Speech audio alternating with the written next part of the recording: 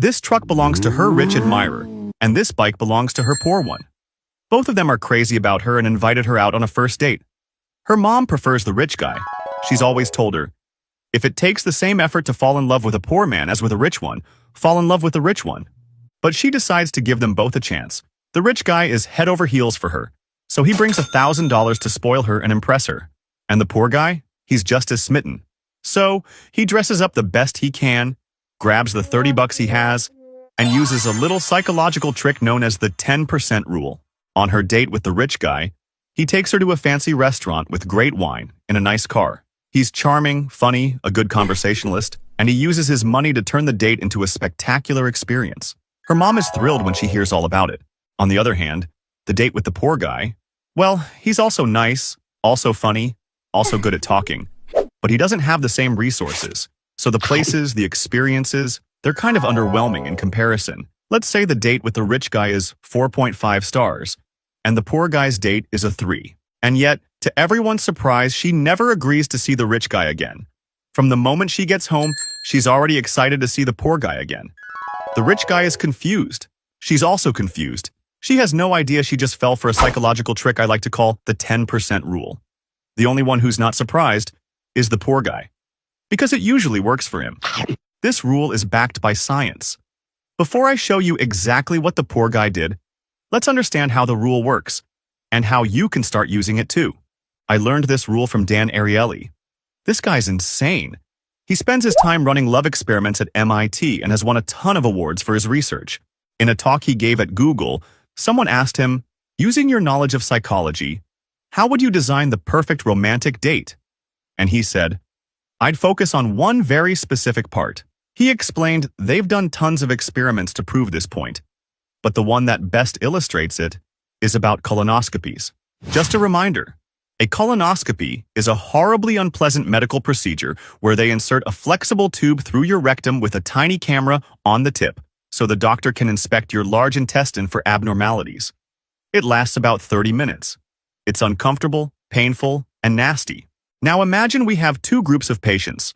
The first group gets the regular procedure, and the second group, after going through the same 30 minutes of suffering, is left with the tube inside for 5 more minutes.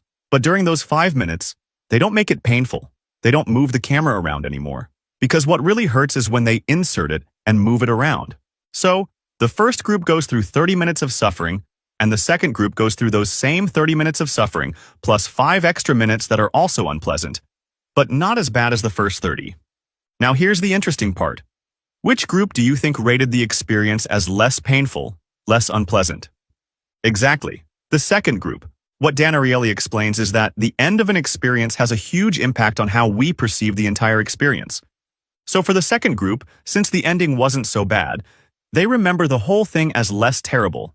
Weird, right? No one in their right mind would say, hey, leave the tube in for 5 more minutes, please.